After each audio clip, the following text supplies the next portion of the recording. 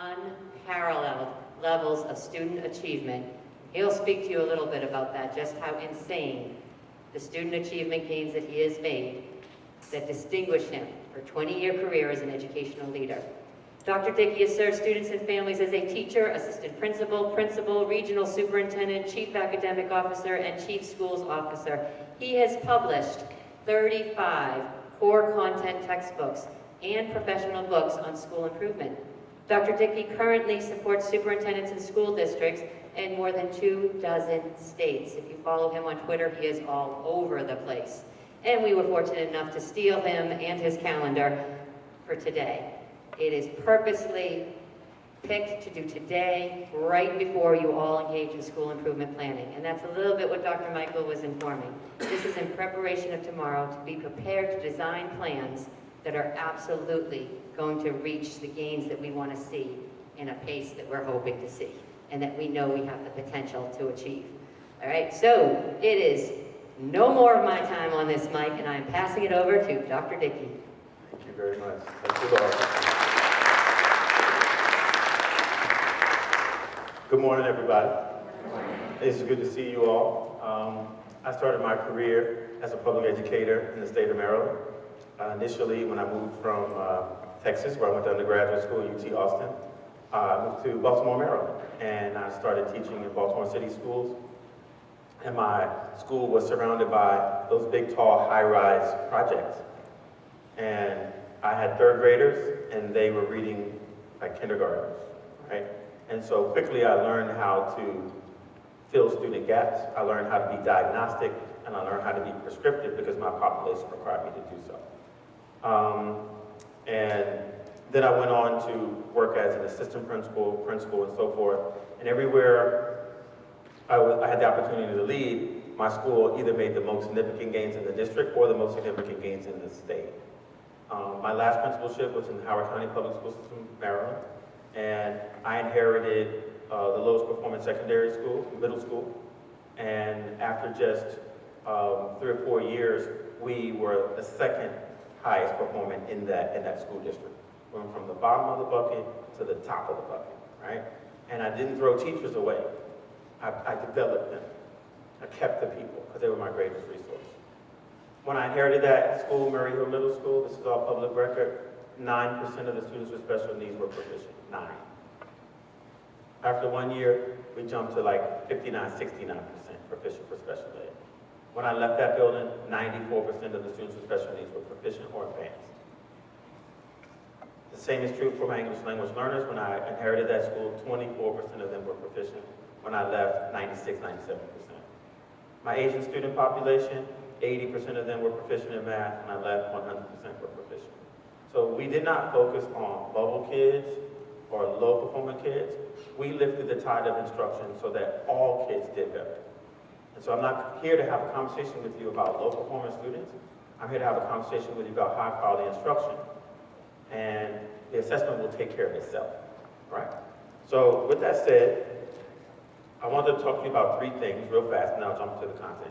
Number 1, have you ever been to professional development and 10 minutes in, you wanted to find a sharp object like a pencil or a fingernail file and do yourself harm? This is not that. I guarantee you it's going to be entertaining and it's going to be informative. So as Dr. Michael said, you're probably going to have to put on your seatbelt because once I start going, I talk at 100 miles a minute.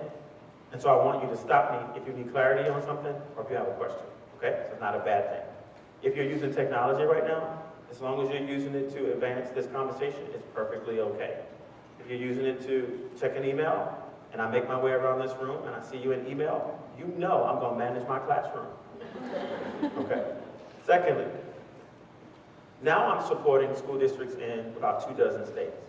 So I went from taking the lowest performing school to the top tier, and then I went on as a regional superintendent in Philadelphia, and I was in West Philadelphia, born and raised in the playgrounds where I spent most of my days.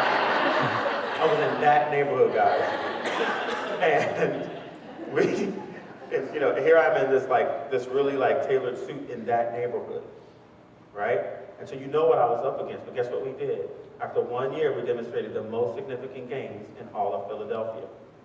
Same strategies I use as a principal, I scaled them up as a regional superintendent for 35 schools. And then I scaled them up again when I became chief academic officer of the School District of Philadelphia a year later. And I scaled them up again when I became the chief of schools and chief academic officer of the Atlanta Public Schools. And in 1 year, when I arrived in Atlanta, 67% of the schools were eligible for state takeover. When I left, 0 were. So the schools that I'm working with around the country, and Laura, you can attest to it, every one of them, they're breaking a record. So I'm getting emails now from principals across the country, and they're telling me, Dr. Dickey, you visited my school 6 times. We are the most significant gaining school in the state. Dr. Dickey, you visited my school 6 times. We beat the odds. Dr. Dickey, you visited my school 6 times. We demonstrated 44% gains in social studies. 37% gains in English. And I only had them do 4 things well. Because we're asked as school administrators to do 100 things, none of them well. I'm going to show you 4 things you do well, and you're going to catapult students into improvements in student outcomes, okay? And then finally, I have a question. You're going to get a copy of this book. And much of what I will say to you today is in this book, okay? So if you're a person who takes copious notes, in a few days, you're going to get a copy of this. I recommend that you have a school-wide book study. Don't put it on a copy machine, though, and make copies of it. It's a thing called copyright infringement. All right. So I have a question for you. What holds children back from achieving at the highest level in your school, in your cluster of schools, in your district? What stands in the way? Okay, so I didn't mean to laugh. Someone said teachers. Like, what does that mean? It means they come with an attitude. Yeah. It means they don't believe all children can learn. Yes, ma'am. It means that they don't look, it's not every child in every school that we as that school team are responsible for every child every day. Yes, ma'am. So I'm going to start epistemological, but then I'm going to get concrete. We're going to talk about some what kind of stuff, and then we're going to shift to how. But let me go to something you said that was very important. They come with attitudes. Is that true? Sometimes you may have 1 or 2, and that attitude gets spread around, right? You got to arrest that, okay? And that is a one-on-one conversation with that person about their contribution to the culture of your building. There's no way around it. You have to tell people, here's what your energy contributes to this environment. And my expectation is that you will consider your behavior. Yes? Secondly, you said that, when you say teachers, it's sometimes they don't understand the content. They don't understand the content really well. So they're responsible for teaching something, and you see them in real time, and in real time you see their misconceptions being transferred to the children. Yes? And so there's an assumption we make, some folks make, because I was a teacher first, my family thought I knew everything. They thought I could go on Jeopardy and win. But I only know what I know. So teachers, we don't know everything. But some of us as teachers, we believe what the folks in our family are telling us about our ability, about our knowledge of everything. But all of us can be developed. Okay? What else holds kids back from achieving at the highest level?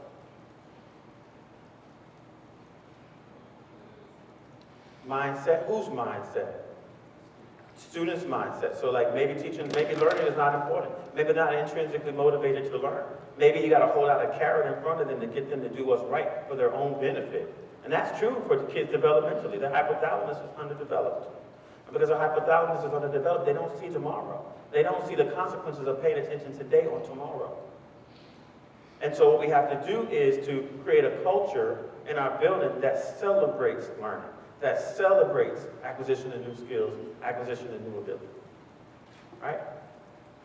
What else holds kids back from achieving at the highest level? Some teachers don't have the same expectations for everybody. Ooh, that's what I wanted. That's what you said that I wanted to come back to. Expectations. In this text, in this book that I wrote, it's my 35th book. I'm writing 36, 37, 38 right now at the same time. I don't even know where I am right now. Is this Washington County? Okay, all right. Low expectations are like carbon monoxide. sometimes it's a silent killer of improvements in student outcomes. So GT kids or gifted students will get a project to do, but kids in a general education class won't get the same opportunity. That's malpractice. It's tracking. Yeah, it's tracking. And so we want to make certain that we expect the same thing from every student group, from every performance tier. Because I'm of the opinion that underperformance is not about the zip code kids come from, it's about the instruction in the zip code they come from. And so we have to, and there's a whole chapter on how you identify low expectations among your faculty and staff and how you address it. And when you see it, you have to jump on it. When I became principal of that school in Howard County Public Schools, one of my teachers met her in the hallway. She had seen my photo, so she knew who I was coming into the building. She said, "Welcome to the happiest, most dysfunctional school in the district."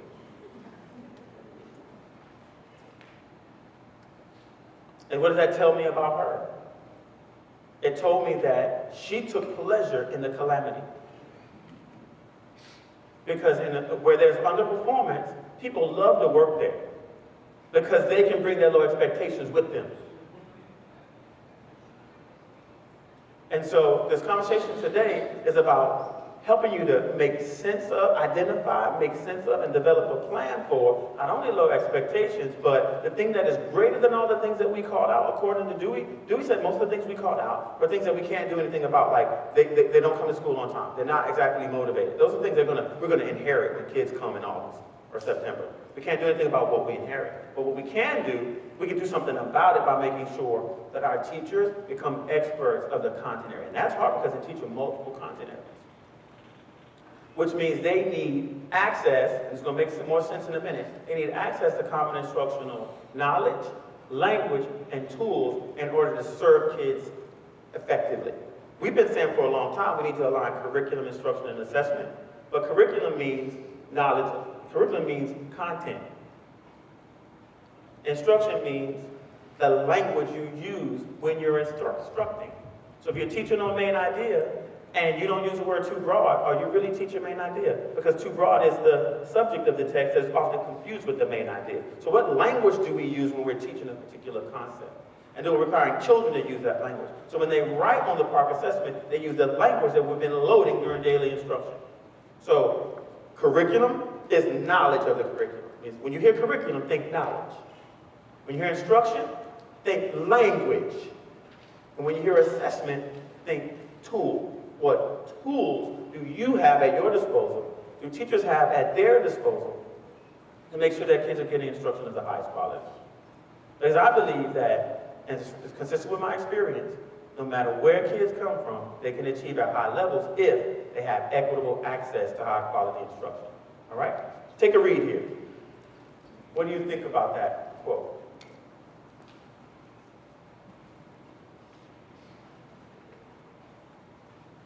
Is there some consensus on that? The foundation of being able to do really complex things, consistent with a norm reference or criterion reference, standards-based end of course or end of grade assessment, is literacy. The beginning of it is being literate. If you're illiterate, you don't do well on a standardized assessment, yes? So if you don't have a plan to impact literacy at the classroom level, the unit of change is not the superintendent's office. The unit of change is not central office. The unit of change is not the principal's office. The unit of change is the classroom. So when I say a plan for early literacy, I mean, how does that plan impact what happens on a daily basis in every one of your classrooms? Even in the classroom with the teacher with a bad attitude. You can have your little stank attitude, but you're going to serve kids.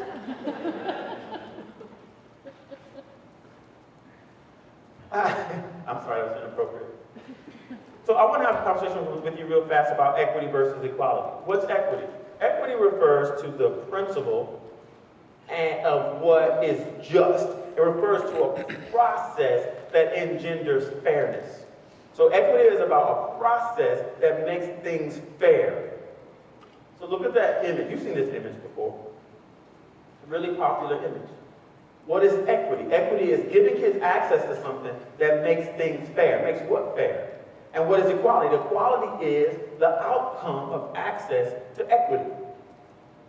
Equity is what you do for kids, but equality is the outcome of what you do for kids. So what's being done for kids in this image? They're being given what? The ability to what? To see. So the outcome is equality, but what they're standing on is equity. What are they standing on? They're standing on a few things that I'm going to talk to you about today. That if you give kids and teachers access to the things that I'm talking about, equality will take place. Equality of what? Performance. And it's not just about the test, because guess what? The test will change in a few years. So it's not about a test. It's about making sure that kids have access to instruction of the highest quality so they can live a life that's characterized by making their own choices, rather than someone else making their choices for them. What do I mean by that? The school to prison pipeline. Students' ability to read in grade 3 is how planners determine how many prison rooms to build. But be careful not to think of the process of equity as something that's only related to children. It's also related to teachers. Equity is related to teachers, because if you have a teacher with a bad attitude who doesn't know content, you got to give them something to stand on. Stand on to what? So they can see the game. So they can learn the game, so they can win the game of pushing kids forward. So equity is not just about kids being able to see the game. They're looking at the game. So they can learn how to play the game, so they can learn how to win the game, which is perform. It's about also treating the teachers differently. Because some teachers don't need the same professional development as others. But we put them all in the same room and call it a PLC. And you know what the teacher who doesn't need it calls it? BS! Amen. Amen. Y'all are already different than that other group.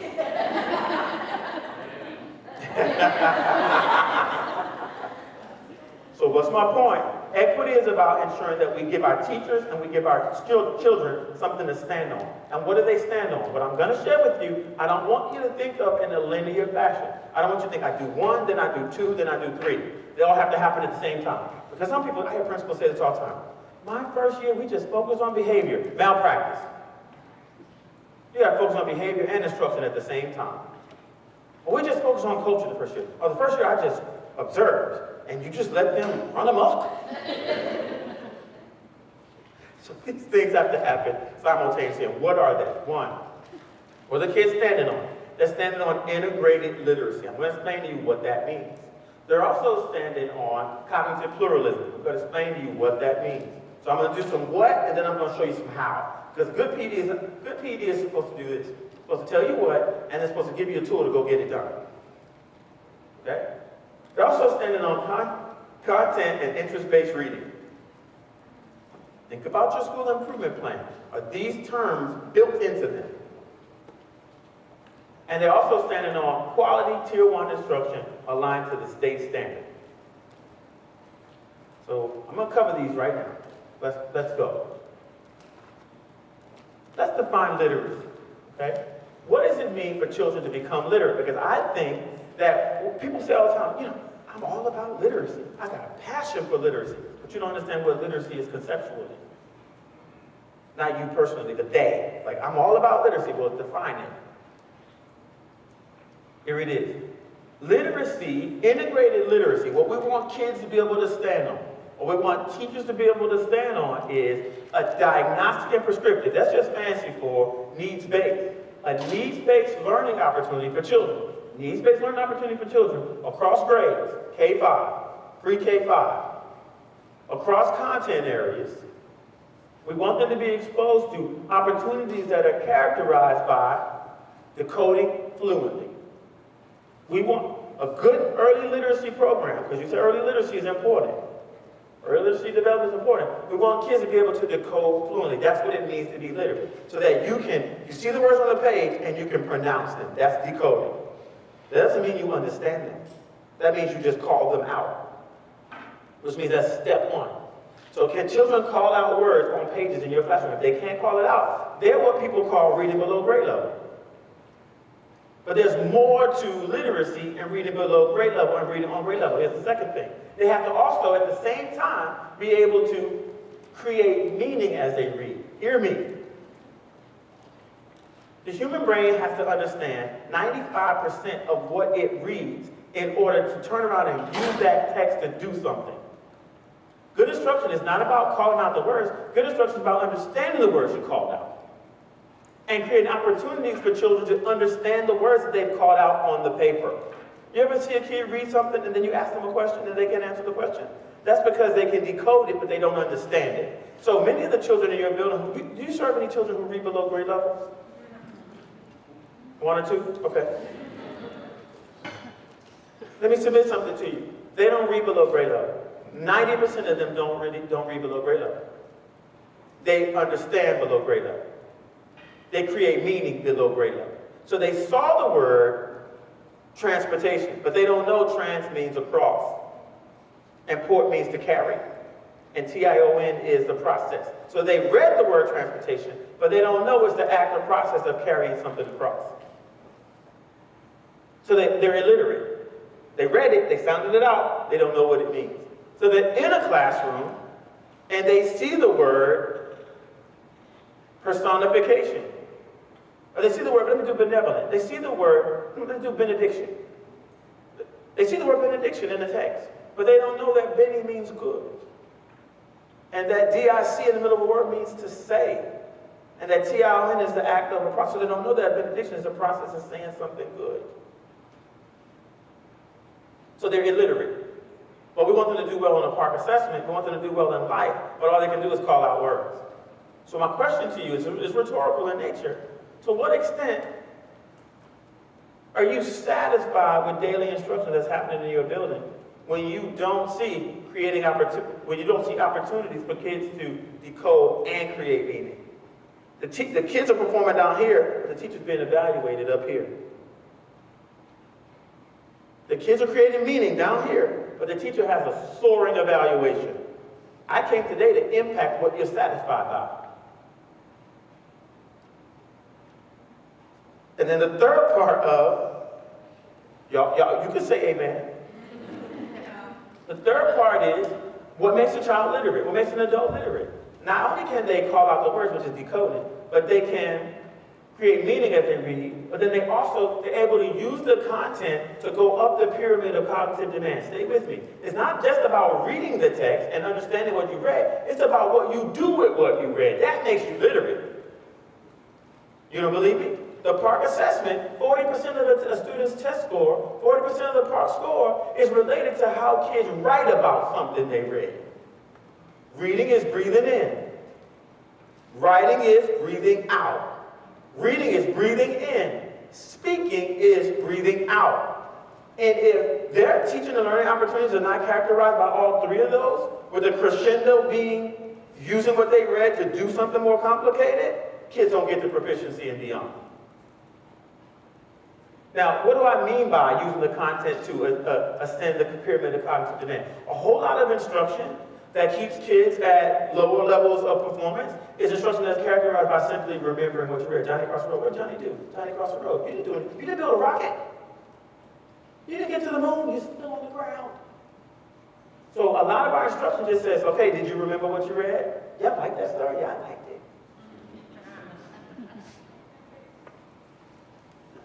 The next level of cognitive demand, as it comes to reading a text, is understanding what you read. So you read a piece of text on, all things about volcanoes, but do you understand what the word eruption means? Do you understand what magma is conceptually? That is hot, melted rock. So it's not just enough to remember what happened with the volcano, or what happens with volcanoes, or what's happening with volcanoes in Hawaii. It's about conceptual understanding of the concepts related to volcanic eruption.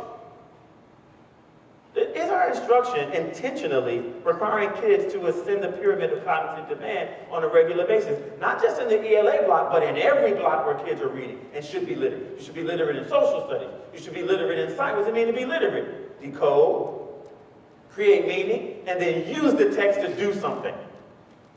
Y'all see it? What's above understanding? Application. What's more complex than understanding? You apply what you know to another situation. So I taught you something, and then I say to you, move away from what I just taught you. Now take what I just taught you and bring it to this new learning or assessment opportunity. That's called transfer. And sometimes, unfortunately, our instruction is in a box. And we say, kids, do this. Did you do it? Good job. Smiley face. But we don't say, now take that and apply it over here. How do you do that in a systematic way? Everyone ever said to you when you were a teacher, I want your instruction to be more rigorous. And they say, good luck, sucker, and walk away. I'm going to show you how to make that happen with 4 little practices. And the next level of cognitive demand is analyze. Is our instruction across content areas, across grades, do we say to kids, read that piece of text, now step back from the text and look at the constituent parts of that text. Read that story, now let's look at the exposition, separate from the rise in action, separate from the climax, separate from the fall in action, separate from the resolution of the denouement. Let's look at this poem. Let's look at stanza number 1. Now look at stanza number 2. Now tell me how they're connected. Look at the water cycle. Now look at photosynthesis. Now tell me how they're connected. Is that happening for kids? If not, when they get to the Park assessment is a performance-based assessment. What do they need every day? Performance-based instruction. What's performance-based instruction? Instruction that goes beyond remembering and goes to evaluating. When was the last time you saw a second grader have to do this? Identify the text features that are used by this author in this piece of text on plant life. Bold words, italicized words, a chart, a diagram, right? It's labeled. Now, second grader, evaluate the extent to which the author fulfilled the purpose for writing that piece of text.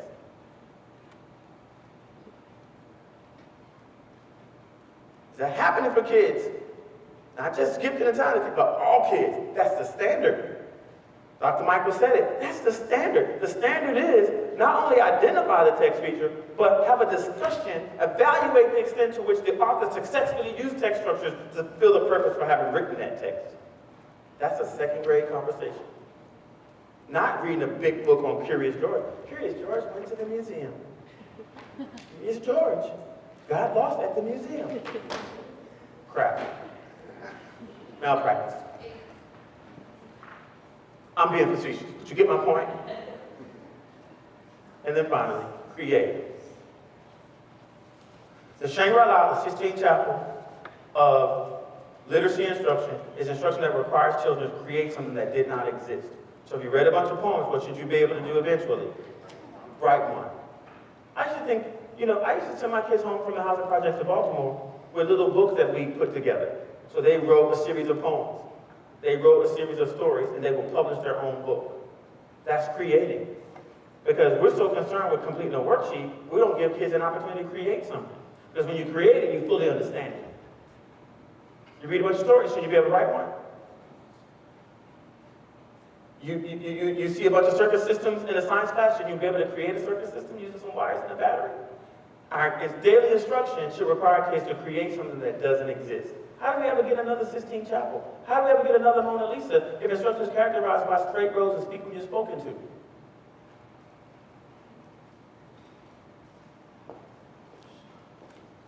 Element number 1 around the code of fluency. So what is the code of fluency? It's just basically, hey, guess what? What's the foundation of being able to decode fluently? One thing, three things. Phonemic awareness. What's phonemic awareness? Letters make sounds. Y'all see it? Some kids come to you with pre-phonemic awareness. They don't know which letters make which sounds. Am I right? Guess what? Some of our teachers don't know which letters make which sounds. So what do you need? Common instructional knowledge around which letters make which sounds. Common instructional language by calling those phonemes. How many phonemes are there in the entirety of the English language? 44, which means they can be taught because there's a finite number. What do I mean by phoneme? The letter C, the letter K, inside of 2 forward slashes, right? But guess what? The letter K, the sound K, the phoneme K. There are 6 ways that phoneme is written when it becomes a grapheme. You hear K, but you could write many other things. You could write C, you could write K, you could write CK, you could write QUE, and what separates your grade level readers from your non-grade level readers, what separates your grade level writers from your non-grade level writers, is their understanding of all 6 of the graphemes that relate to that single phoneme. Y'all see it? the phoneme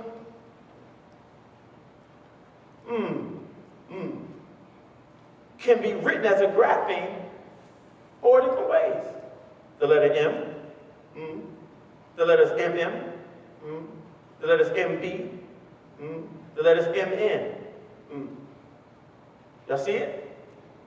But our teachers, do they have that? Do they know that?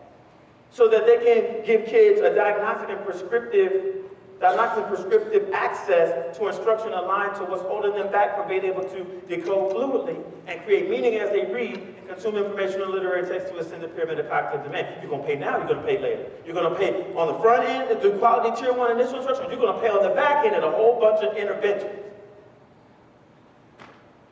Am I right?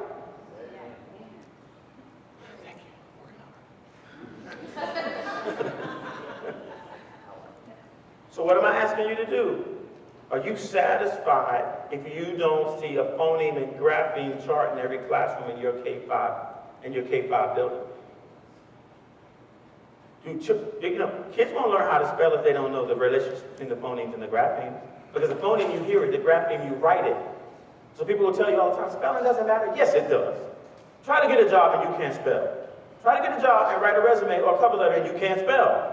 So why are we telling teachers why are we telling teachers spelling doesn't matter? Or tell the kids spelling doesn't matter. Just do your best. No, spell correctly. And you can't spell correctly if you don't know which grapheme correlates with which phoneme. Try to spell gnome, like that little thing with the hat. Try to spell it. If you don't know that is made by N, it's made by KN, and it's made by GN. I'm going to stop for a second. Where is your school with phonemes and graphemes? Talk for a second. It's the foundation for decoding. Where are you with it?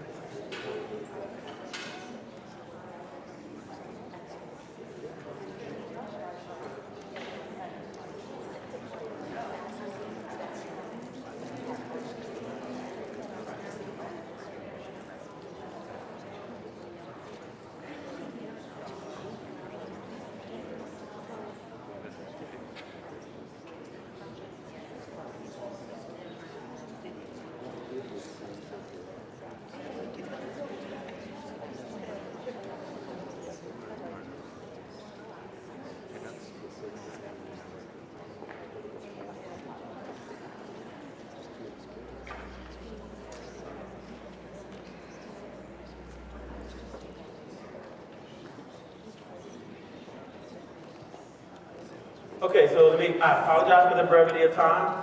I have a flight to California, so I can't be here past 4 o'clock today. So I just want to make sure we get it all in. Just kidding with you, but I do have a flight. All right. So I'm a keynote speaker for Scholastics nationwide conversation around early literacy for 2 days in San Francisco and then a day in Palm Springs. So I'm ready to go. But I love you though, but I love you. I love you. Okay, a little different. Palm trees or something. Okay, all right. What did you say to one another just now? What did you say? Give me one thing you said.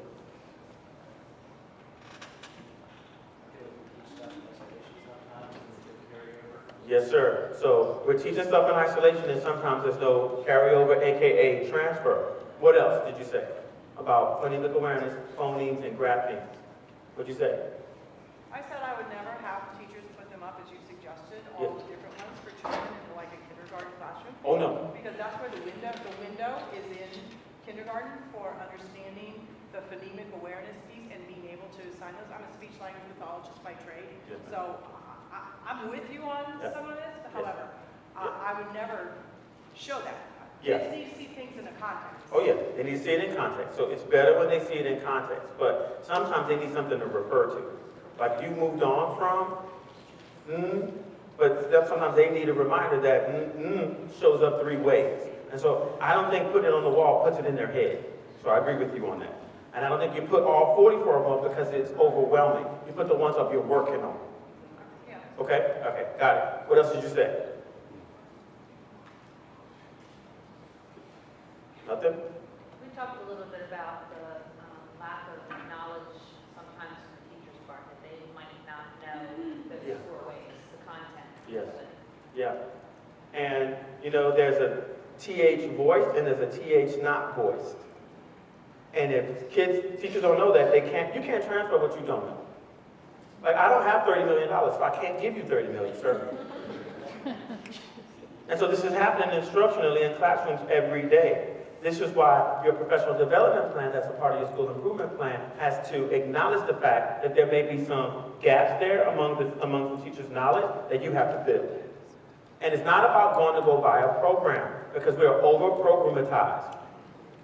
We are over, public education is over-programmatized. You don't need a program. You need knowledge so that when you get a program, you know how to use the program.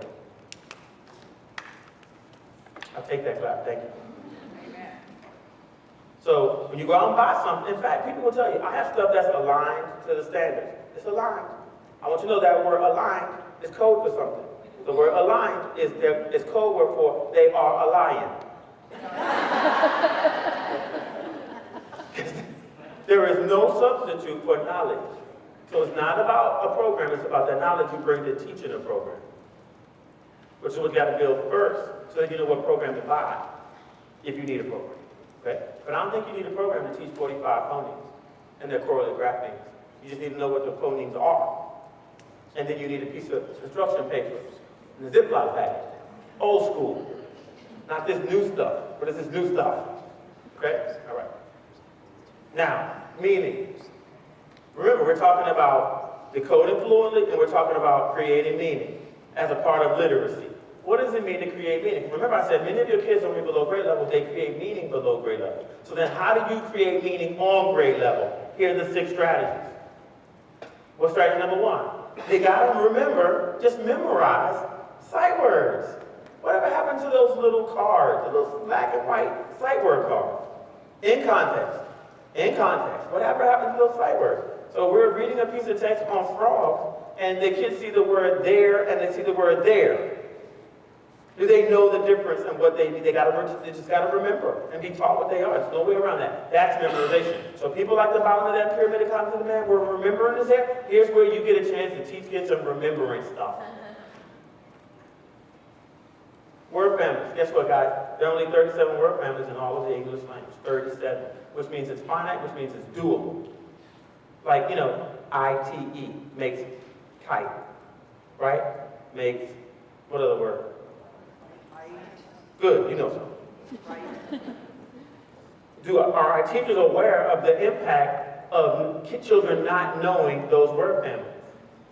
Because that's what you do in a small group. In a small group, what do? You assess their knowledge of sight words. In a small group, what do? You assess their knowledge of word families. Because you know that word families and sight words are going to interfere with their ability to create meaning.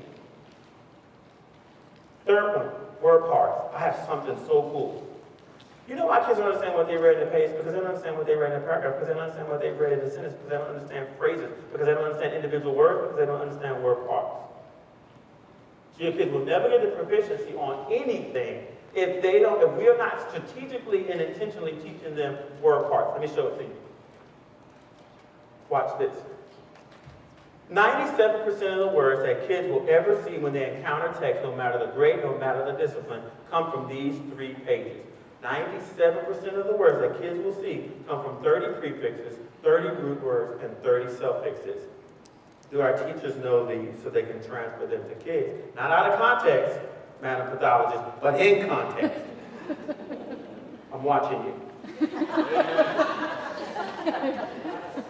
So, she said she's not surprised I'm watching. Okay, so this is to say that while kids are reading something, I'm talking about what satisfies you as an observer, as an evaluator, as it relates to creating meaning. What should satisfy you is kids see a word and you stop and you say, you have difficulty with that word? Let's see if it has any word parts in it that we can use to figure out the meaning of that word. It's not about saying, kindergarten, you're going to do UN, you're going to do RE, kinder, and then first grade, you're going to do DIS. No, it's not about making that decision. It's about in context. When kids are reading and they see a word part, that you stop and make sense of it. Because that's how you multiply their vocabulary. A kid who reads below grade level has 2,500 words. A kid who reads on grade level or above has 25,000. How do you multiply their vocabulary? It's not teaching them a word a day. It's not a word a day on the PA system. Nobody's listening to that announcement. It's about teaching kids word parts in context. Watch. Emancipation. So I'm going to use a word from social studies because this is not just about the ELA block, this is about every block. When you see a word that you don't know, what do? You just give them definitions. You say, go to the dictionary? No, you don't send a kid to a dictionary. Words have multiple meanings. They can't spell. They don't know. It'll take them 20 minutes to find a definition for emancipation. They don't know how to use it. Okay? So what do? Let's say you Google it. Yes, teacher in advance, yeah, maybe you Google it. But in real time, you say to kids, look, does emancipation have any word parts? Does it have a prefix? Does emancipation have a root word? Does it have more than one root or base word? And does it have a suffix? You ask kids the question. But guess what you have to know? You have to know the answer. You got to be ready. So you say, yeah, it does have a prefix, and the prefix is E. Not just E, but E dash, because E dash means it's not a word, it's a word part, so it needs a dash. It can't stand by itself. Okay, it has a root word or a base word, and it's man. Well, guess what? It has a second root word or base word. What's the difference between a root word and a base word, by the way? A root word cannot stand alone. A base word can stand alone on its own base. And what is the second root word or base word in the word emancipation? It's to pay. Dash. And then does emancipation have a suffix? It sure does. It's T-I-O-N. Now, what do those parts mean? E means out. And guess where I'm getting this from? The 30 most commonly used prefixes, root words, and suffixes, which means kids have to have access to them in real time while they're reading. So they can do what? Create meaning on their own. Yes? So then when they get to the assessment, because they've been creating meaning all year long, they can create meaning as they read away from you while you can't help them on the PARC assessment. Yes? And ultimately in life. What does M-A-N mean? It means people. What does to pay mean? It means to take part. And what does T-I-O-N mean? It means to process. So what the heck is emancipation? It's a process of taking people out of participation in something. But I see units on Emancipation Proclamation and no one taught kids what emancipation meant in its parts. So that they walk away from a unit on the Civil War and they have no idea what Emancipation Proclamation is. They just know, Abe Lincoln!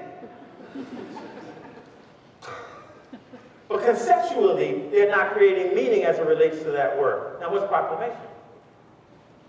Does it have a prefix? Does it? Does it have a root? Does it have a suffix? What is the prefix? P-R-O dash. What's the root word? C-L-A-M. What's the suffix? What does pro mean? In favor of. What does C-L-A-M mean? To say. And what does T-I-O-N mean? Act or process. So what's a proclamation?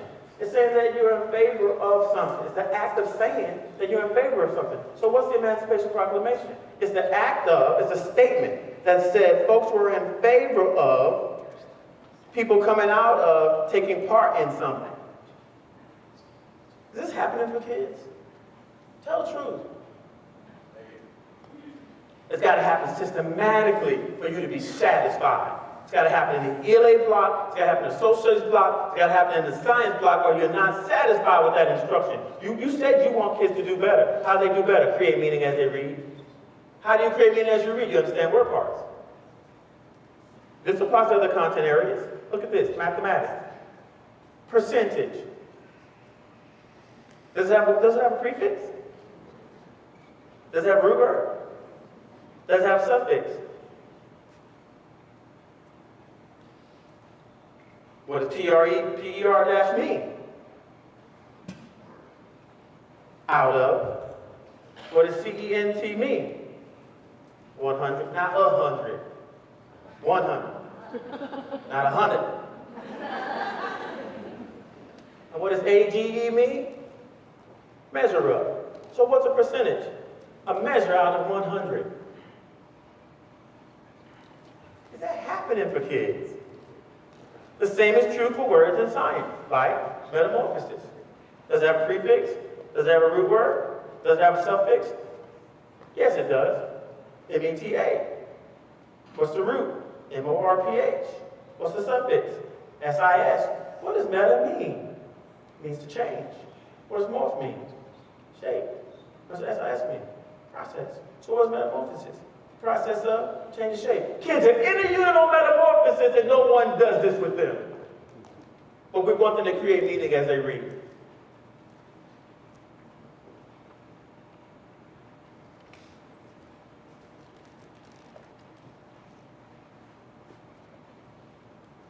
Because this happens, kids could just see a random word in a technical text, like, in a text on, like, I don't know, they're reading something informational in another class and they see the word transportation.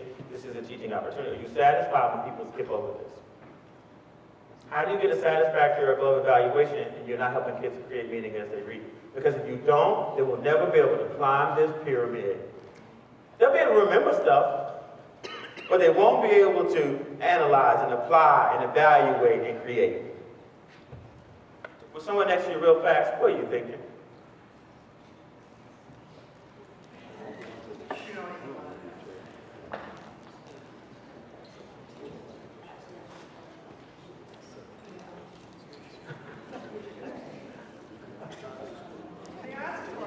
Yes.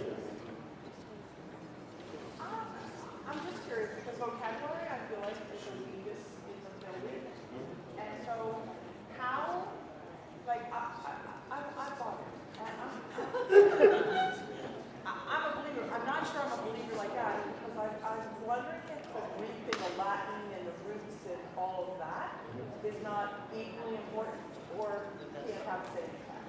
I'm coming to that conversation in a second. Okay, sorry. You're ahead of me. Mind your business.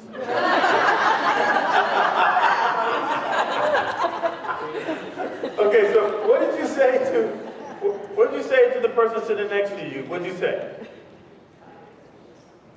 We said we teach kids to memorize the meaning of words like percentage and transportation. We're not teaching them how to make meaning. We just are using the whole word approach. Whole word approach. And what does a whole word approach do? It slows down vocabulary development. Because people think copying a word from a glossary or using a word in a sentence is vocabulary development. That's a lie, and the truth is not in them. It's about teaching them parts of words so they can make sense of any word. It's not whole word development. The parts are more powerful than the word. Why? Because you're trying to multiply that 2,500 word lexicon to 25,000 word lexicon. How do you do that? Not with whole words. You got to do it with word parts because it's quicker. You don't believe me? Watch this. Pathy. Latin. Pathy. What words get opened up to you? Apathy. Sympathy. Apathy means feeling. Okay, so apathy, no feeling. Sympathy, feelings for or with. Empathy, feelings as if you were coming out of someone else's shoes.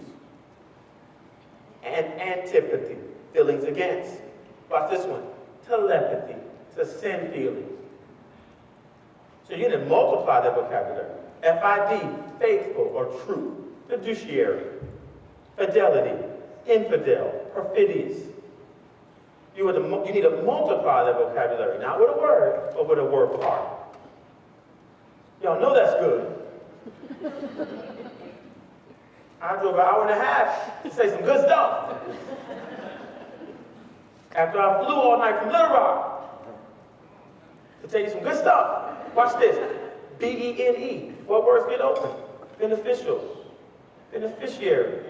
Benevolent. Look at that. Benevolent. B-E-N-E. Good. V-O-L. Volunteer. E-N-T. E-M-E-N-T. It is the act of, the process. The act of what? Volunteering. Goodness. Benevolent. Sometimes they're going to get a word that on the process that says this word jingoist means blank. There's no context. They got to know word parts. If they know IST is one who, they still have a chance. Not just on the test, but in life to make sense of what they see. But I'm coming to what you said in a minute. I'm waiting. Whatever. Okay. Now, look at these words here. In addition to creating meaning, remember, I start out, the kids are standing on boxes. And what are they standing on? They're standing on what? They're standing on integrated literacy. So I'm saying integrate, creating meaning, integrate, decoding, integrate, climbing the pyramid of cognitive demand in all of your content area courses. That's going to let them see the game, learn how to play the game, learn how to win the game. So this is the second item that they're standing on the crate. They're standing on cognitive pluralism through universal language of literacy. Let me back up for a second. That's heavy. They're standing on cognitive pluralism, which means go up that pyramid, through their understanding of a set of universal words. What I mean universal words? You can't go up that pyramid if you don't know the meaning of those words. But guess what's happening? Go to the average, pull one of your grade levels together. Say, come here, 5th grade. Teachers, I'm going to give every one of you a Post-it note. Define the term inference for me. Guess what you're going to get on those Post-it notes? I've done it all around the country. Room full of English teachers, room full of superintendents, room full of people who think they know everything. And what do I get on those Post-it notes? As many people as there are in that room, I get that many different answers, most of which are wrong. But if to climb the pyramid of cognitive demand, you need to know those words. But kids are going from kinder. It's not even the fact that most of them are wrong. The real issue is most of the answers are different one from the other. Which means children go from kinder to first, to second, to third, to fourth, to fifth, or from first period to second period, to third period, to fourth period, and they get a different definition of an important word. But they're supposed to be universal words, for which there is one common definition. Why? The writers of the assessment assume that kids have been exposed to a single operational definition of all those terms, because they use those terms to pose their questions. Not just the PARC, but the ACT, the SAT, the AP, you name it. You think of a test, they're all using the same definition. How I know? They're on vacation together. I'm on there, I'm with them. And Paul's right. But you're in my way, so.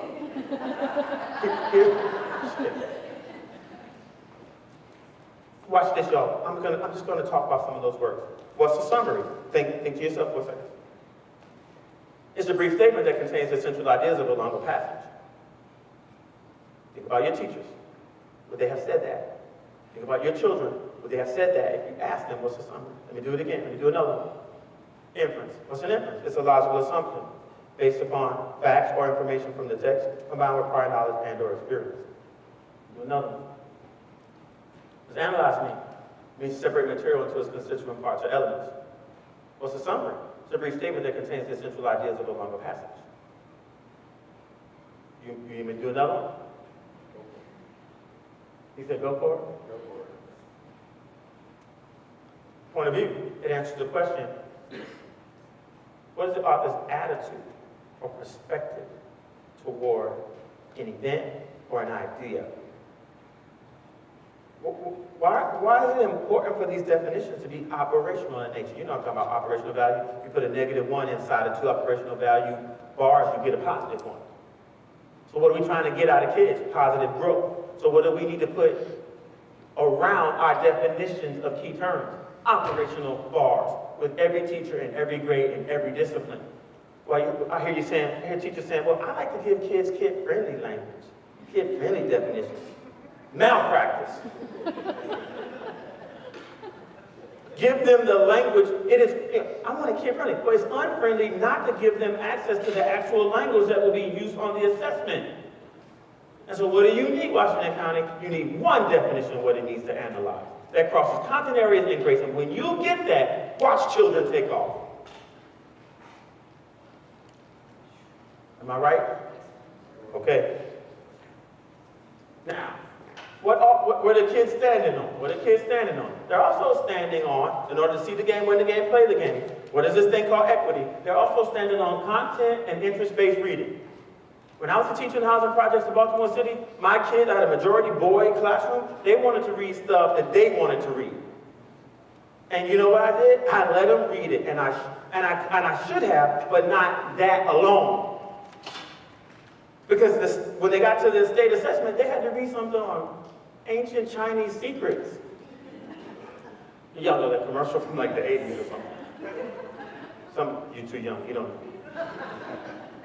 You weren't there, sir. You were wearing diapers. You know it? Okay. So, ancient Chinese secret. So here's what I did. I messed up because I let them read what they wanted to read, but the writers of the assessment are going to make them read a variety of texts. What do you mean variety of text, Dr. Dickey? If they're informational in nature, look behind me. If they're informational in nature, they need to read texts that are historical, scientific, technical, cross eras, topics, and perspectives. And texts about LeBron James won't be enough. So I want them to be interest-based, but I also want them to be varied. I'm going to force you to have varied interests. And on the literary side, I can't just have them read stories in my K-5 class, pre-K-5 classroom. I have to have them read what? Texts that are written by a variety of authors. On a variety of genres of literature. How many genres of literature are there? There are 3. Poems, plays, and stories. And inside of poems, plays, and stories, there's an imperative. What kind of poem? What kind of play? What kind of story? Across genres, across eras of literature. And there are 12 eras of literature. Now, you don't have K-5 kids, pre-K-5 kids reading the 13 genres of literature because they're more complex than they are developmentally prepared. But you do cross genre. You can have them read something with a god in it. That's mythological. You can have them read something that's traditional, that doesn't have an author because it was passed down. Okay? Now, also genres, traditions, eras. I was trying not to look up there. I got them all. Themes. Because theme is the literary version of topic. Topic, subject. Theme, big subject. Good versus evil, right? So what do I need to do to make sure the kids are getting equitable access to instruction that's going to push them forward? It is that they're reading all kinds of text. This is why your 5th grade teacher cannot have kids read a novel for 9 weeks. Malpractice.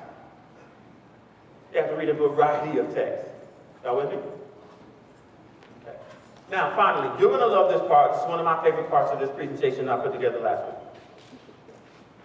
If district effectiveness is going to be measured by students' performance on a end-of-course performance-based or end-of-year assessment like the Park assessment, then daily instruction must be aligned to the standards. Daily instruction's got to be aligned to how kids are going to be assessed. So whether you're Park State or Smart Balance Consortium State, or you hate both of those assessments, kids are going to get an assessment, even if it's like a state-driven assessment. So daily instruction has to match so they can see the game, learn the game, and win the game. Performance is not about the zip code, it's about the instruction in the zip code. I'm saying that to say this. Look at this. 2 things have to be happening at the same time. So now I'm at the final thing that's on that list of things that kids are standing on. It is a classroom that is characterized by foundational skill development. Let us make sounds. Which let us make which sounds?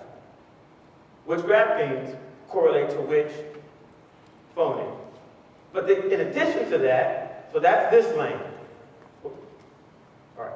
What I just talked about foundational skills, that's that lane. But at the same time, they have to have exposure to instruction that is based purely on the grade level standard that your superintendent talked about. So when you walk into a 3rd grade classroom and you see instruction on text features, you know that's below the standard. Because text features is a K2 skill. Text structures is a 3-5 skill. You with me?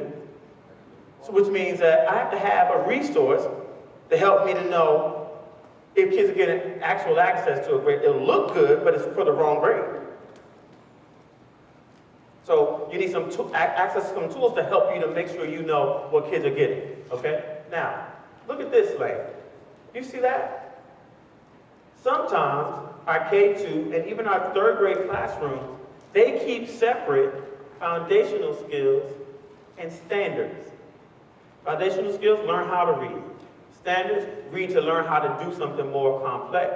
And the 2 don't switch lanes, but the 2 should switch lanes. Why? They should be parallel, diagnostic, and prescriptive. Happen at the same time, parallel. Diagnostic, needs-based. Prescriptive, responsive to individual kids. That's why you need lions, tigers, and bears. Oh my. So the lions, tigers, and bears tell you every now and then you got to do what? You notice something in the large group that when you pull them over to the kidney-shaped table, you address. Y'all with me? You don't see kids being pulled over to kidney-shaped table? Red flag. And when they're being put up to the kidney-shaped table, what are they doing? It should have been informed by what the teacher noticed when he or she had them in the large group relative to what? Word families, sight words, phonemes, graphemes, word parts.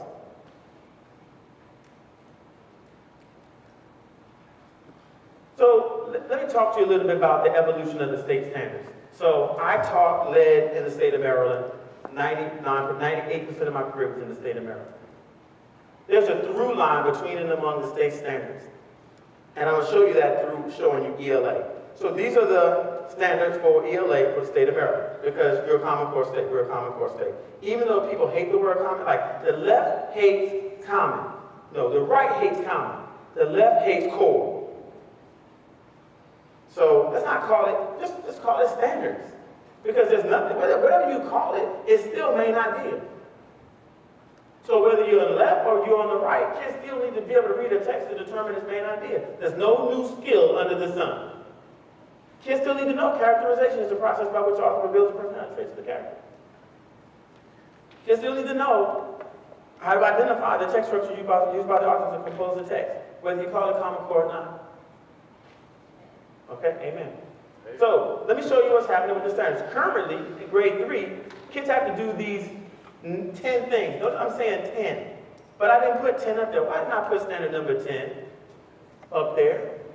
Because what is standard number 10? It's simply what? Read text on grade level. So look at these. It says kids got to do what? Know what the text says and make some references. I don't want to read all these to you, but I want you to read them.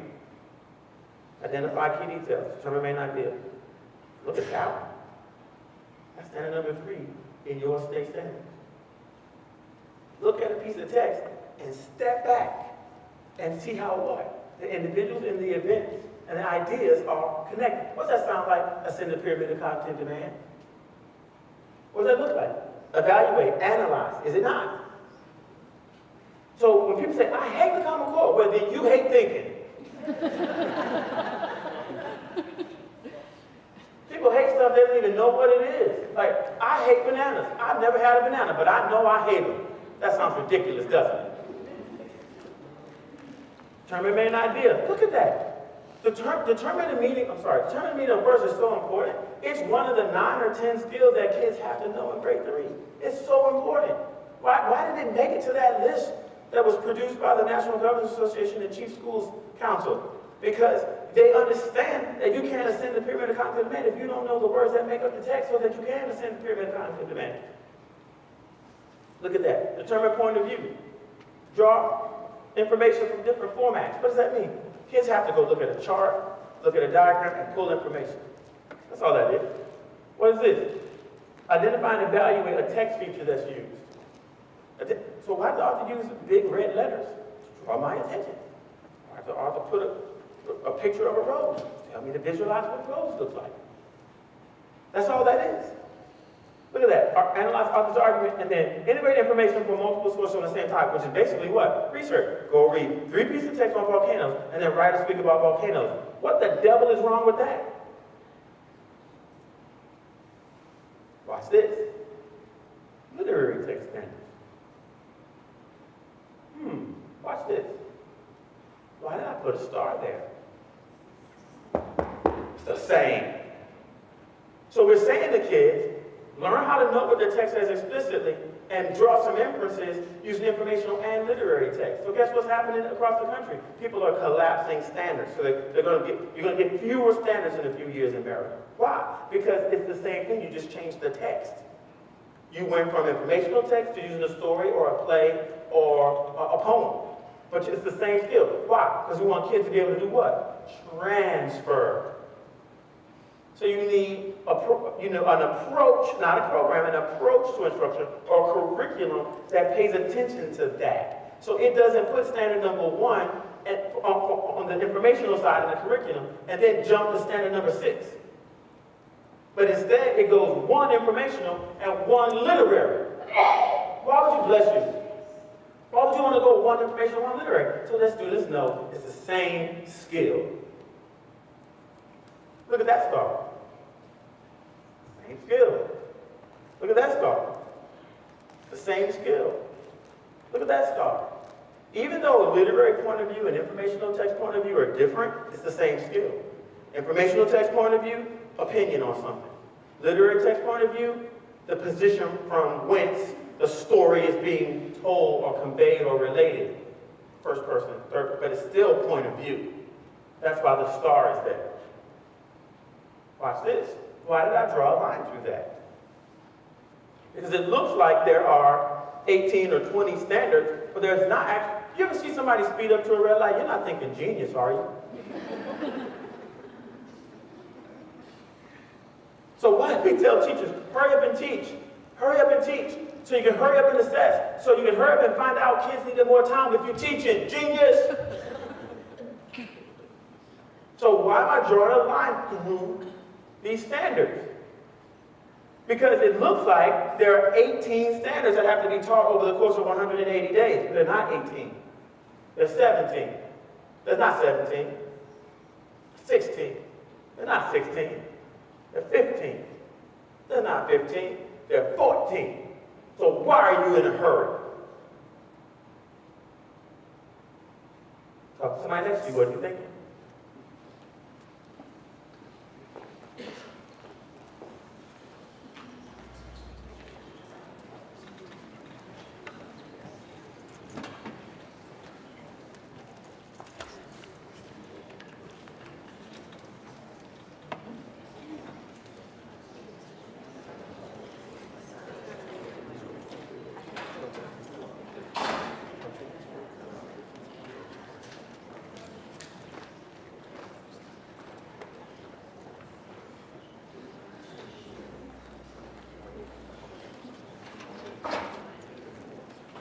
Okay, call you back in 5, call you back in 4, call you back in 3. What do you say? What do you say to the person next to you as a result of this conversation?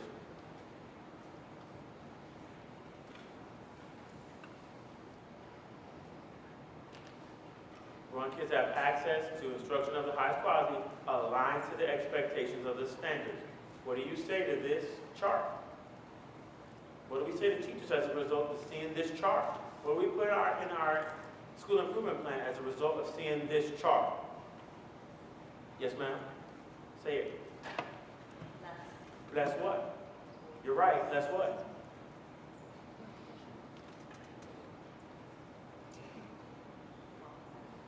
Say it again.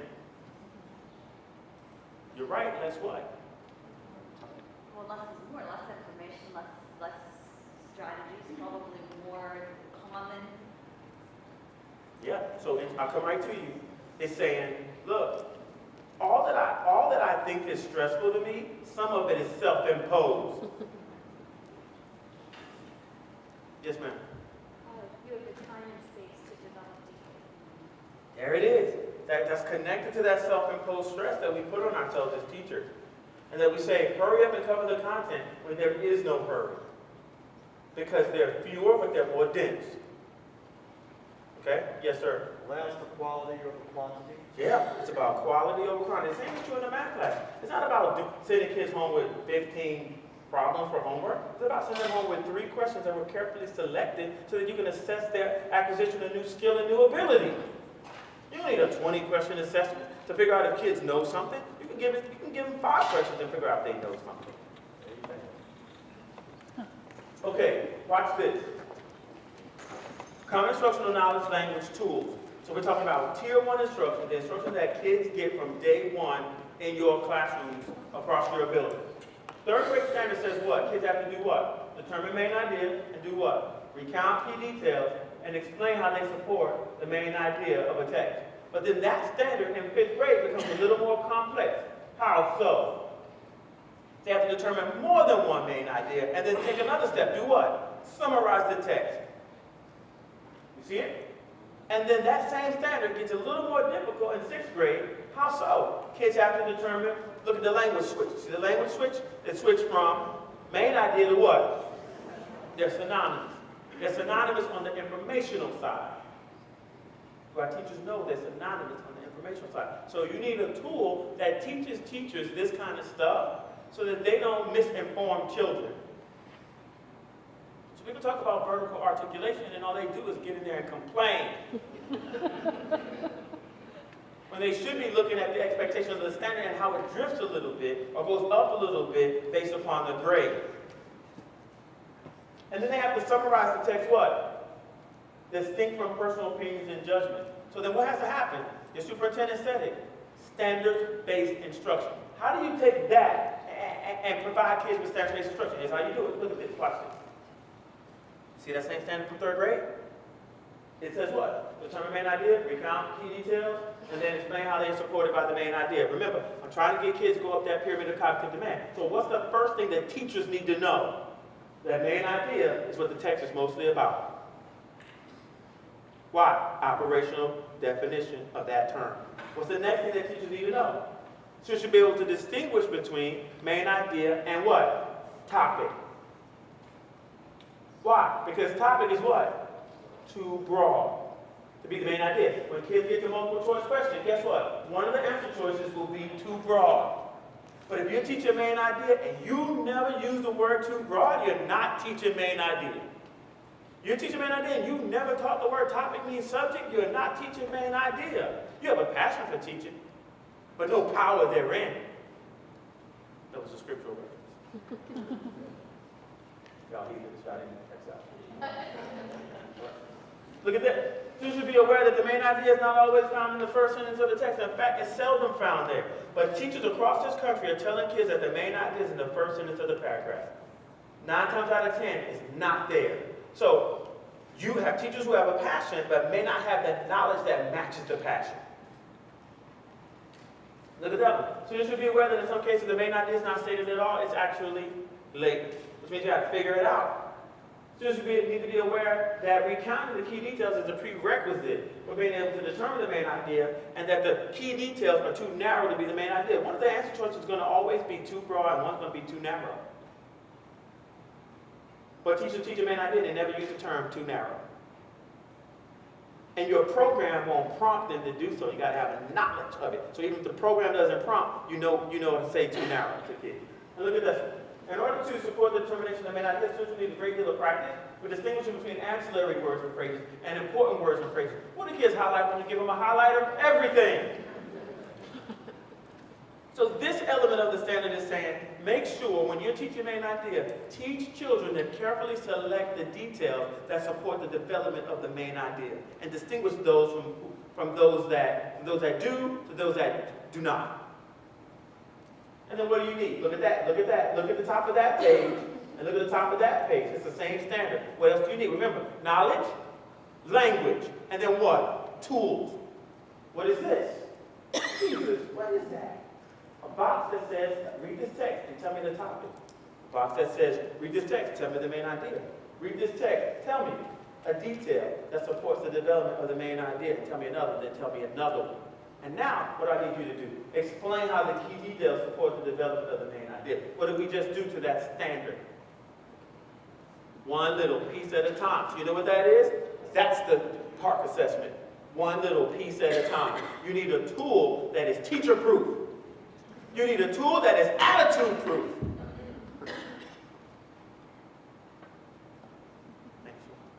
But what's missing? Something's missing from this tool that we've been talking about again and again and again. What's missing? Academic language.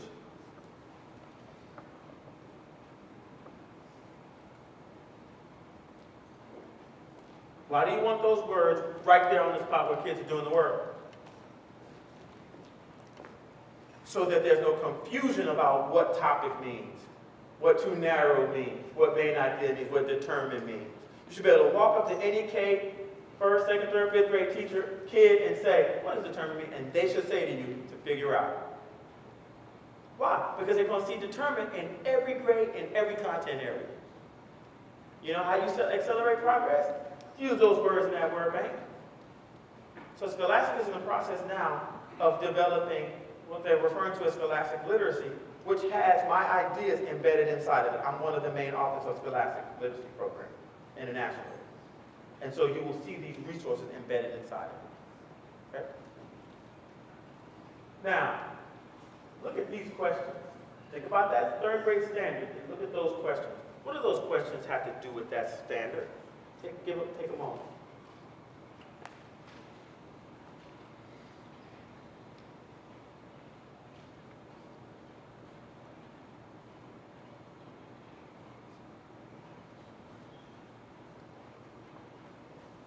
Look at questions 1 through 8, and then as a unit, and then look at questions 1 through 9, and then look at as a unit, questions 1 through 9 as a unit, and then look at number 10 as a unit. What happened with 1 through 9 and 10? You can't ask question number 10 if they can't answer questions 1 through 9. Y'all see it? It's a setup. It's a setup for kids to be able to do what? Create meaning as they read and use the knowledge from the information on literary text to ascend the pyramid of cognitive demand and determine its main idea and summarize the text distinct to personal opinions and judgment. The reason why many of our kids don't get access to high quality instruction and good questions is because we sometimes have teachers who don't know what questions to ask. Am I right, y'all? I'm not indicting teachers. I love teachers. We're all teachers. Everybody in the room is a teacher. But no two snowflakes are alike. It's true. And you wish they would be. I told my teacher, I said, look, come here. I want to put you on a copy machine. Put your face on a copy machine. I'm going to make copies of you. And then some of them I want to throw them the door.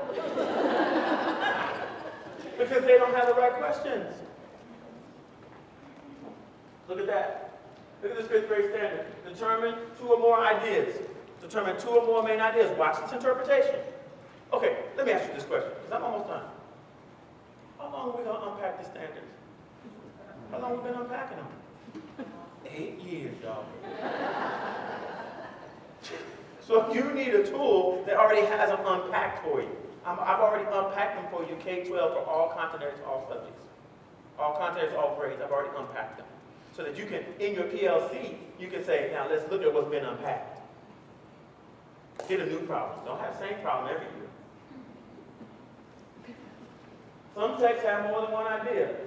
I think the S there. Some texts have more than one main idea. Okay, we saw this one in the 3rd grade. We saw that one in the 3rd grade. We saw that one in the 3rd grade. We saw that one in the 3rd grade, but we didn't see this one.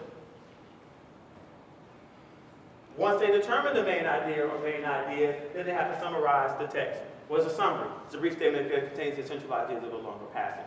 So what do you need? You don't need, okay, I think you think you already have what you need, don't you? You already have some thinking maps, don't you? You don't need a regular garden right thinking map. You need a thinking map or record organizer that was created for that level of thinking, for that grade level, for that standard. So look at this topic. Assess the extent to which this graphic organizer supports instruction aligned to that 5th grade standard.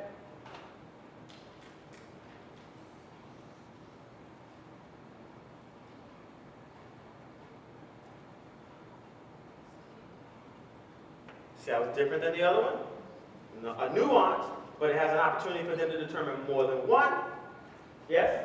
And then it summarizes the text distinct to personal opinions and judgment. And the last one I'm going to do, see those questions? Look at question number 14.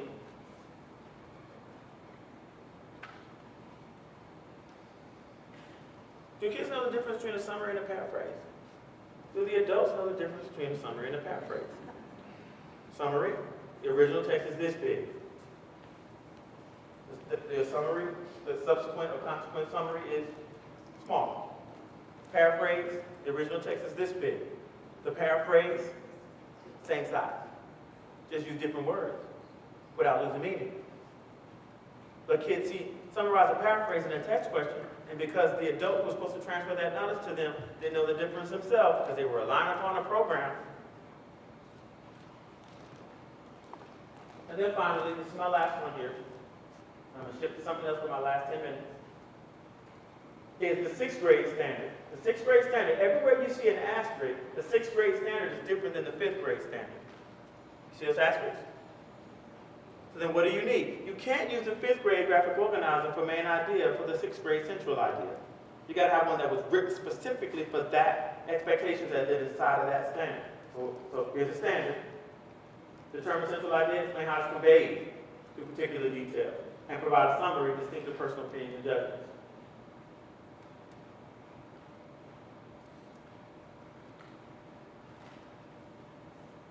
You see what's in parentheses next to summary? Why did I put that there? The whole kid's true to the expectation of writing a summary. Because sometimes, for many years we've been teaching kids, text the self, text the world, blah, blah, blah. Done. It's out of the standards. So when they're asked to summarize now, they're being asked to summarize distinct of their connection to that text. Separate from it.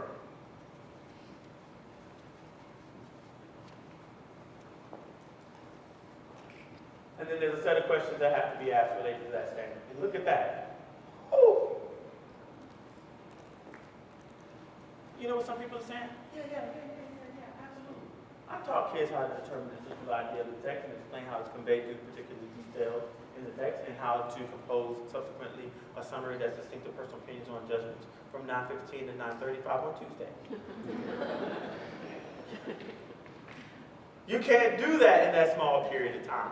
It has to happen over the course of a few days, over the course of a week, because it's so complicated because there are 19 questions that have to be posed. Your teachers have those questions in their heads. It's rhetorical. So, I'm talking to you today about integrated literacy, phonics, graphing, cognitive pluralism. Make sure that kids can create meaning as they read. Otherwise, they're not going to be able to do things that are more complicated. Make sure that you're giving kids access to texts that are representative of a variety. And then finally, make sure that kids are getting instruction aligned to the true expectation of that grade level standard and that you have tools to make it done. Every now and then you saw this on some slides. Knowledge, curriculum, language, instruction, tools, assessment. That's what it means to align curriculum, instruction, and assessment. Okay, I have how many minutes? 10? Okay. Young man, do me a favor. Switch over. So, let me entertain you while he's changing the slide. I thought I had a joke, but I just lost it. Oh, look. Professional development is supposed to be characteristic of two things. It's supposed to be professional. So, I put this suit on for you. And a tie. And a tie in the summer. It's hard. But I didn't put it on until I got in the parking lot. And it's supposed to develop you. It's supposed to stretch your instructional leadership ideas, capacity, thinking. It's supposed to bounce up against everything you know. Hopefully you're being developed professionally, okay? So let me show you a few things here, and then we're done. Remember I was talking to you about phonemes and grapheme? That the phoneme is the sound, and that the grapheme is the representation of the phoneme in writing. Your below grade level readers, they only know that ch is made by ch. They don't know these other ones, your kids. When they hear k, they don't think those. That's what's separating the grade level readers from the non-grade level readers. So, no, I wouldn't plaster the wall with those. But while I'm working on k, you better believe they're going to see those 6. Okay? Look at this one. Number 10. When they hear, do they spell those, do they know it can be spelled those 4 different ways? That's the relationship, the correlation between the phoneme and the grapheme. Look at this.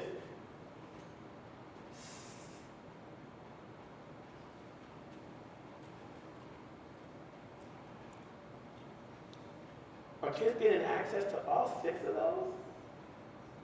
In a strategic way. Show you another one that's going to blow your mind. Kids can't be struggling with that while they're trying to determine main idea or examine the extent to which the author fulfills the purpose for writing through the use of text features. Remember that highway going back and forth this way?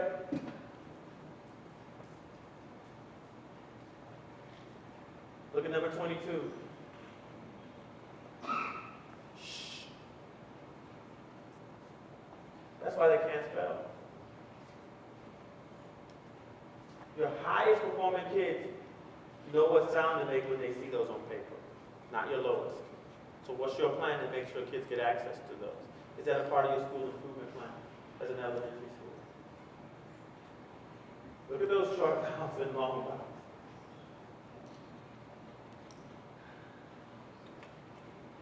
Look at those R controlled or R influenced vowels. Okay, so I'm going to show you this and then I'm done. Because I wanted to be fair that I show you some things that I shared with the secondary folks. I just can't spend as long on it. I'll spend a minute on each slide. You need to see what's going to satisfy you, because this is the how. What's going to satisfy you as a principal in the new school year?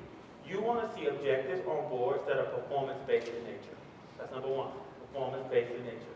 What I mean by performance-based, I'm going to show you. It says content, now use the content. If you don't do anything, you're going to see some flawed ones. If you don't do anything, you're going to see some content-driven ones. You probably won't see a lot of performance-based objectives, but kids are going to get the PARC assessment, which is a performance-based assessment. So then what do? Let me show you a few objectives. Look at that one.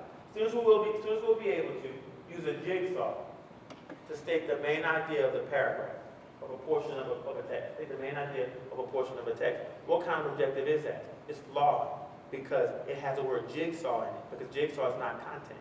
Good objective is content, now use the content to do something critical thinking in nature. But this says, I'm going to use a jigsaw so we can state the main idea of the paragraph. It's an activity masquerading as a performance-based objective. Look at this one. Students will be able to determine main idea in order to do what? Go up the pyramid of content and demand and do what? Summarize. That's a performance-based objective. It says content of English is determine main idea. To do what? Create something, summarize. Here's another one. Look at this one. Read chapter 1 of Things Fall Apart in order to do what? Complete a graphic organizer. Is that content? Is chapter 1 of Things Fall Apart content? No, it's a book. But they should be reading a variety of texts. Remember that? So you see the title of a text in an objective? Malpractice. It's not about the title. You're supposed to use a whole bunch of text to teach kids a skill. Watch this, social studies. Identify the impact of colonization on Native Americans. What kind of objective is that? Is it flawed? It's a content. If it's content, it's just about kids remembering something. What is that? It's about kids remembering something. So they're not going to do anything with it. They're just going to remember the impact of colonization on Native Americans. What are they going to do with that now? What kind of objective is this? Identify the natural resources of Asian Africa. It's content-driven because it just says you're going to remember some stuff. Look at this one. Don't do this to your second graders, by the way. Discuss democracy and communism in order to prepare and contrast branches of government of world powers. That's performance-based all day. Because it's saying, I'm going to teach you something that's content-related to social studies, and then I'm going to ask you to use it. Let's go to science. Discuss the systems of the human body in order to describe how they function as a unit. Do you see content in there? Typically, the objective will stop at the word body. But all that instruction is doing is keeping them down at the bottom. You want them to go to closer to the top of the pyramid. And now describe how those systems work together to perform a function that is sustain life. That's a performance-based objective. Look at that one. Identify the elements in the periodic table. What kind of objective is that, guys? Content-driven. Because it doesn't say what they're going to do with it. Here's another one. Describe the theory of evolution. Does it say what they're going to do with it? So that makes it what? Content-driven. You're going to see flawed and content-driven objectives if you don't get in front of it and correct it. It's saying good instruction is instruction that's similar to how kids are going to be assessed. That's what it means to align curriculum instruction with assessment. That from the beginning, the objective forces it in the classroom. Forces thinking in the instruction. Look at math.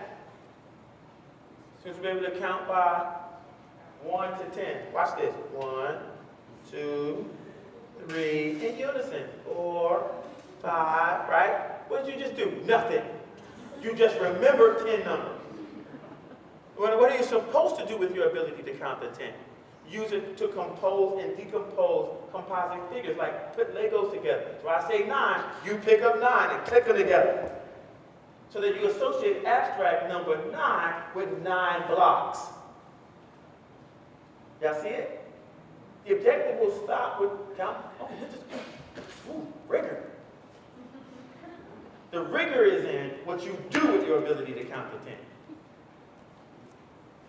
Populate a function table in order to describe and graph the relationship between the independent and dependent variable. Now that's an 8th grade objective, but you get my point. The first part of the objective is a prerequisite of the second part of the objective. The first part of the objective is a prerequisite of the second part of the objective, and it makes it performance-based. A good objective says, I teach you something, and I say, now use it. What's going to satisfy you in the future? A flawed objective? A content-driven objective? A performance-based objective? Okay, a couple more things and I'm done. We already talked about this. So I'm saying to Washington County, Laura, I'm saying this to you, Laura. Are you giving teachers access to professional development and principals access to professional development around the humanities that teaches them to value unfamiliar words and how unfamiliar words is a stumbling block to learning the content in the humanities? What kind of words are general words? Analyze, determine, distinguish. We talked about that. What kind of words are domain-specific? Metamorphosis, emancipation, proclamation. Do you skip over those words, or are you intentional about what you do when you see a word that's unfamiliar with kids? So I would recommend you do this. Here's your objective. Here's our objective for today, kids. You're going to cite textual evidence, strong and thorough textual evidence in order to support analysis of what the text says explicitly, as well as inferences drawn from the text. But guess what, class? You don't know what any of those words mean. But I'm up here teaching. So what do you got to do first? What's going to satisfy you as a teacher? That the teacher, as principal, that the teacher says, hey guys, there's some words in that objective we can't even pick up Romeo and Juliet. Wait a minute. Let's talk about these words. So what does cite mean? Well, it's a location of where you found something. What does strong mean? And what does thorough mean? And what does textual evidence? And what does support mean? And what's analysis? And what's explicit mean? And what the heck is an inference? Oh, that still doesn't help you, class? Watch this. Today, class, for the next few days, we're going to quote powerful, complete information to hold up parts of what's clearly stated and what's assumed. Do y'all see that? It's happening for kids. Because if not, we're kidding ourselves if we think we're going to accelerate progress if they don't know the language that we're getting ready to use when we model. Same is true for a math objective, any content area. Now, look at this. That's point of view sanitation. This says, we're going to read a text today, but I'm not going to let you skip over any words you don't know. So get your pencil out. You see a word in sentence number 1 you don't understand? Talk about it. Let's talk about it. Guess what you got to have to engender? A classroom that's characterized by mutual respect and admiration. Because you want kids to do complicated things with the text, but they don't know 95% of the words that are in the text. Okay? Practice number 3, and I'm out of your way. How'd you learn how to tie your shoes? Gradual release. How'd you learn how to ride a bicycle? Gradual release. How'd you learn how to use profanity? Gradual release. Well, maybe some of us didn't use gradual. Maybe you were gifted with it. You were born, it came out of the womb. Right? Maybe you were gifted that way. But most of what we learn is through gradual release. So then why is our daily instruction now characterized by gradual release? So what is gradual release? I'm telling you, Washington County, your teachers are muddy as it comes to these phases of gradual release. So what's phase 1? I do it. I show you how to do it. I do it. I show you, and you just watch me. I do it. I don't want you taking notes. Because if you're taking notes, you're missing the model. So teachers modeling, the kids are what? Observing. That's it, that's it, that's it, that's it. And we don't want them taking notes. Anyone, a piece of loose paper, they're just going to lose anyway. I want them paying attention. And then what's the second phase of gradual release? I facilitate, and you do most of the thinking. Who does most of the thinking? That whole group. Why do you want kids doing most of the thinking out loud in that whole group? So you can determine who doesn't know what, so when you bring them to that little kitty shaped table, you know what to fix. But people think that the second phase of gradual release is the teacher doing most of the thinking, and it's not. It's the children doing most of the thinking. 20% of the thinking belongs to the teacher through questions. What do I do next? What do you think I should do? What do you think I should do? It's about questions. This is why kids go home full of energy and teachers go home tired. Because they continue to model when they're supposed to be facilitated through questioning. Collaborative practice? Uh-oh. People who do not manage classroom behavior well hate group work. Because then they got to pull them back in. And they're afraid of giving kids control. And if you don't give kids an opportunity to collaborate and talk to one another, they won't get the proficiency as quickly as they would otherwise. So this is about phase 3 of gradual release process says, now look, I model something, we did it together, now I'm going to put you in pairs. And when I put you in pairs, that gives me a chance to go to the kidney shake table. Y'all see it? That's balanced literacy. That you say, I'm not going to try to treat you all the same way in a whole group the entire class period. So I need time to get to individuals or to small groups of kids. So when I put you in pairs to do something that's connected to what we already did together in a large group, I give you an opportunity to help each other. And then finally, the final phase of gradual release is you do alone. You do it alone. Which means what? Alone. Which means what? Alone. Which means what? Alone. So when they raise their hand, they're a good kid. You love that kid. That kid is compliant and everything. Can't help them. Because your help lived inside of the I do. Your help lived inside of the we do in the large group. Your help lived inside of assessing them when they were working in pairs. Here comes the benediction. Writing. And here's the benediction. Writing. Kids have to write through 4 different ways. 4 different ways in elementary. Write to what? Notice you don't see persuade up there. The kids are writing persuasive letters. Malpractice.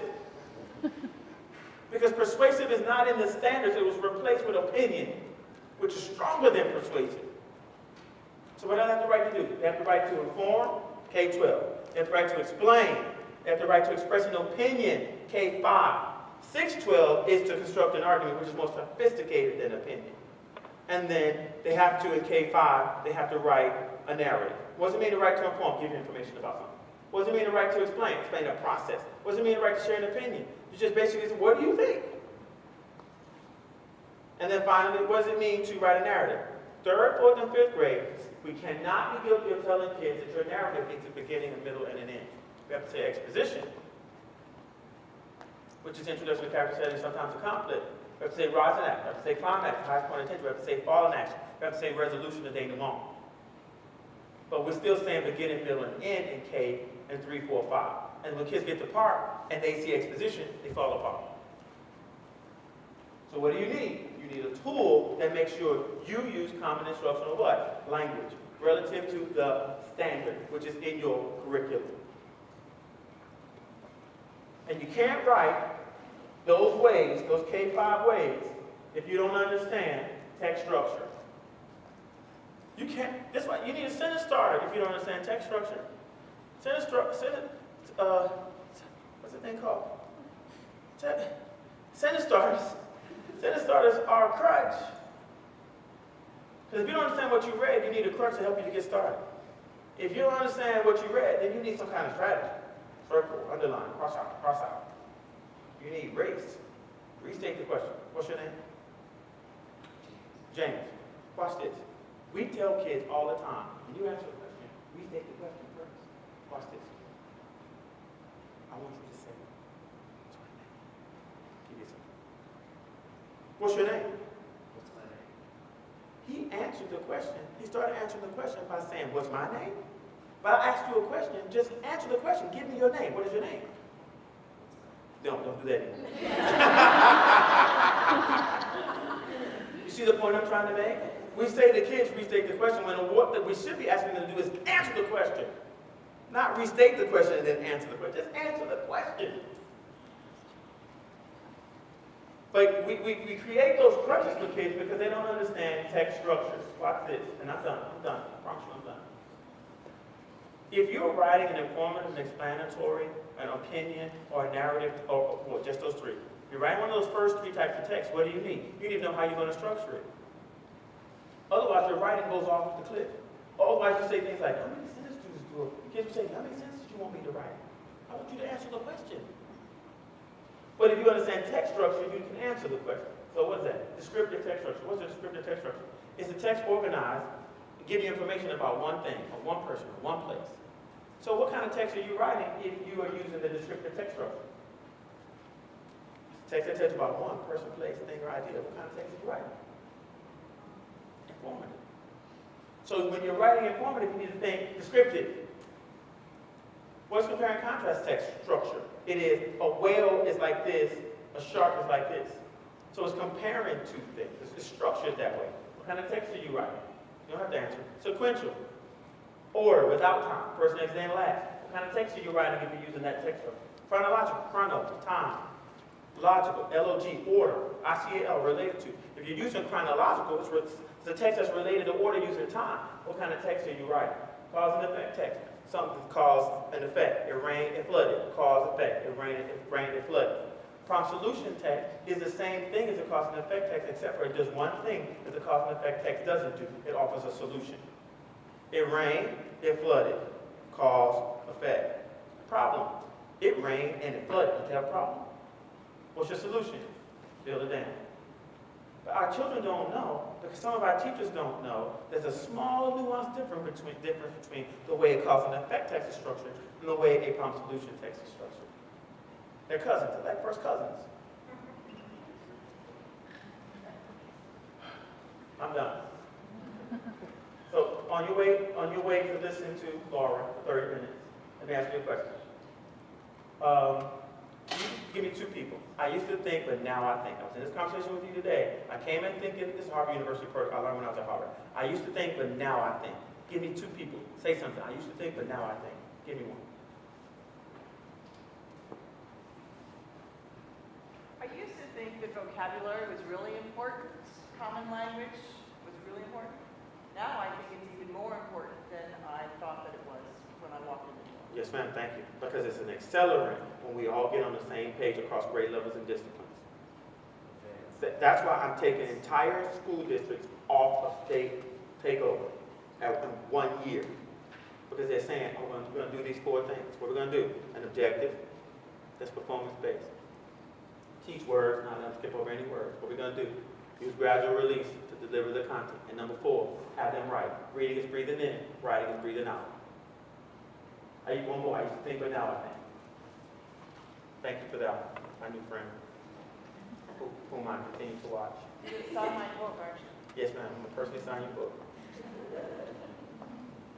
I used to think, but now I think. One more, please.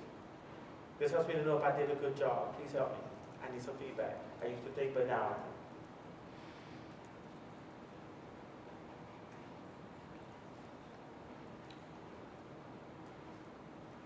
You used to think your husband was the most handsome man in the world, and now you think it's me? You used to think you were the flyest guy in the district, but now you think it's me? Give me one thing you walk out of the door with today that will inform your school improvement plan. I used to think exposing kids to a variety of texts was important, but now I know it's crucial. Yes, ma'am. Terribly crucial. Thank you for taking me out of my misery. I'll take that. Okay, now, I'm done. I'll be available to you through professional development opportunities. You're going to get a copy of this book. Laura's going to make sure that you get it in the coming days. Let me say this. There was a superintendent in Iowa. One of the boilers went down in one of his schools, and the board was very upset with him. So the superintendent hired Joe from Joe Boiler Repair to fix the boiler. Joe walked into the room, quiet guy, pulled a hammer from his utility belt, put his ear up against the boiler, took the hammer, struck the boiler right in its center, and immediately the boiler came on. So the superintendent went to the board and said, I fixed it here, $250, I fixed it. Well, give me 1 second with that slide, the slide that I was still on. We'll put that up in a second. Superintendent went to the board and said, I fixed it, $250. We fixed the boiler. And so the board said to the superintendent, I need you to itemize that bill because $250 that's not enough information. And so he went back to Joe and he said, Joe, I need you to itemize this bill. My constituents, they want to know. How did you, what did we spend their money on? And Joe said, no problem, superintendent. 85 cents wear and tear on my hammer. Because remember, he used a hammer. He struck the boiler with a hammer. And so the superintendent said to Joe, Joe, I still need a little more information. What, how did we get this issue resolved? What did we pay for? And Joe said, no problem, Mr. Superintendent. I fixed your boiler, but here's what you really paid for.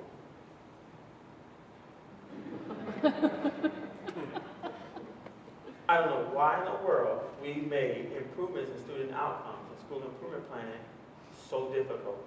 It's actually finite, y'all. It's actually really simple. Do just a handful of things really well and hold folks accountable for the implementation of that handful of things. Talk about that handful of things. And watch your students not only meet expectations, but exceed expectations. You've been a great audience.